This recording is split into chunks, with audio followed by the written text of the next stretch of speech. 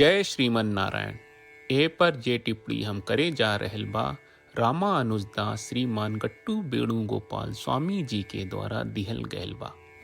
अध्याय 10 विभूत योग श्लोक 23। रुद्राणां शंकरश्चास्मि वित्तेशो यक्षरक्षसां वसूनां पावकश्चास्मि मेरुः शिखरिणामहम्। ओम। गीताचार्य श्री कृष्ण परमात्मा अर्जुन समेत हमनी सब के विभूत योग सिखा रहल बानी। परमात्मा कह रहल बाड़न, अर्जुन हम रुद्रन में शंकर हई, यक्ष और राक्षसन में कुबेर हई, वासुअन में अग्नि हई और पर्वतन में मेरु पर्वत हई। यही तरह श्री कृष्ण परमात्मा कह रहल बानी कि 11 गो रुद्र बाड़न, उ हारा, बहुरूप, त्र्यंबकम, अपराजित, वृषकपि, शंकर, कपर्दी, रेवत, मृग, वेधा, श्रवा और कपाली है।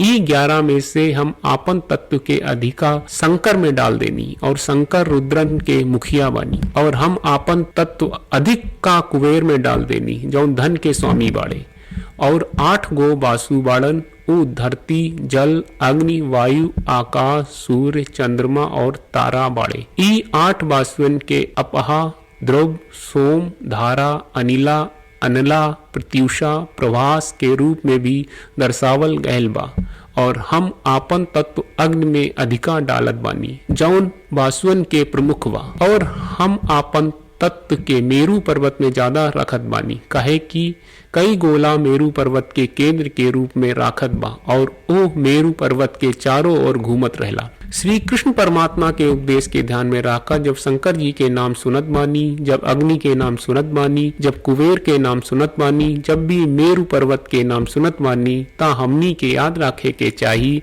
कि श्री कृष्ण परमात्मा उहन में आपन तत्व के ऊंचा कहल बाड़े, और यही से उनका स्थान इतना ऊंचन बा। श्री कृष्ण परमात्मा आ श्रीमन नारायण के सामने समर्पण करत समय हमनी के श्री कृष्ण परमात्मा के वचन के श्लोक के रूप में दोहरावे के प्रयास कहिल जाए। रुद्राणां शंकरश्चास्मि वित्तेशो यक्षरक्षसां वसूनां पावकश्चास्मि मेरुशिखरिणामहम्। श्रीमन्नारायण करिष्ये वचनं तव। सर्वं श्रीकृष्णार्पणमस्तु। जय श्रीमन्नारायण।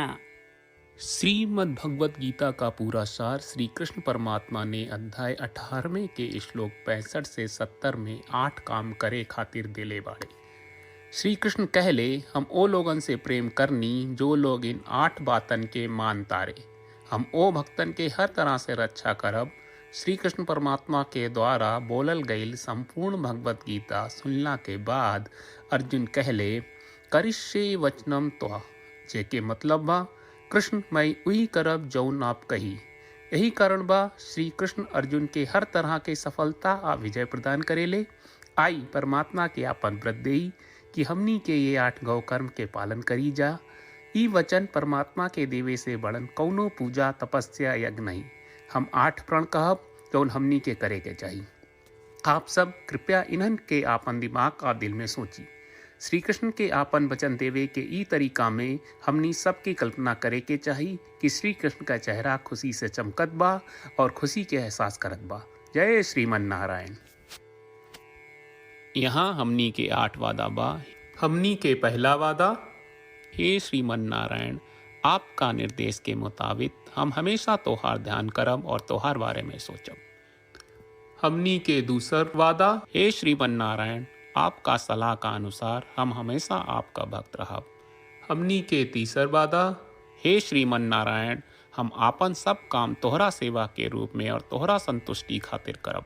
हमनी के चौथा वादा, हे श्रीमन नारायण, जैस की आप माने के कहले रहलू, हमरा बहुत विश्वास बा कि हम आपके होई और हम हमेशा आपन दोनों हाथ जोड़ के आपके नमस्कार करब और आपकी पूजा करब।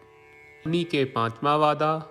हे श्रीमन नारायण, हमरा के तोरा बात माम एकम शरणम ब्रज 1866 याद कहले, जहाँ आप हमरा के आपन का अर्पित करे का कहा। श्रीमन नारायण, मैं हमेशा तोरे शरण में रहब। हमनी के छठवा वादा। हे श्रीमन नारायण, हमरा के तोहरा बात माँ सुचहा 1866 याद कहले कि आप हमनी के शोक ना करे का आश्वासन दे रहे बड़े, हम अब और शोक ना करब। हमनी के सातवां वादा। हे श्रीमन नारायण, आपने हमरा खातिर श्रीमद् भगवत गीता के वितरण करके हम सबके कृपा कहले और आशीर्वाद दहले बा। हम वादा करत बानी कि रोजाना कम से कम एक श्लोक पढ़ब या सुनब। हमनी के आठवां वादा। हे श्रीमन नारायण, आप गीता के पूरा मानवता तक ले गयलू। हम गीता में आपके दिव्य वचन के उन भक्तन तक पहुँचावे के प्रयास करब जे गीता से अपरिचित बा। हे श्रीमन नारायण, हम उई करब जौन तू करे का कहब। हम ऐसन व्यवहार करब जैसन आप चाहत बानी और हम खाली आपका खातिर काम करब। श्रीमन नारायण के रोज आपन वचन देहल कि हम ओइस करब जैस आप कहत बानी, ई अपने आप में बड़न पूजा बा। श्रीमन नारायण, करशे वचनम त्वा। श्रीमन नारायण, हम तोरे निर्देश के मुताबिक काम करब। सर्वम श्री कृष्ण अर्पणम अस्तु। जय श्रीमन नारायण। रुद्राणां शङ्करश्चास्मि, वित्तेशो यक्षरक्षसां, वसूनां पावकश्चास्मि, मेरुः शिखरिणामहम्। ॐ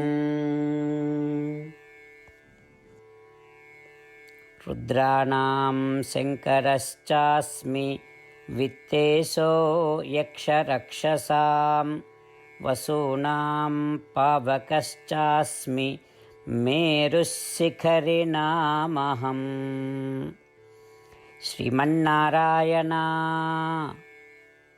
करिष्ये वचनं तव। सर्वं श्रीकृष्णार्पणमस्तु। जय श्रीमन्नारायण।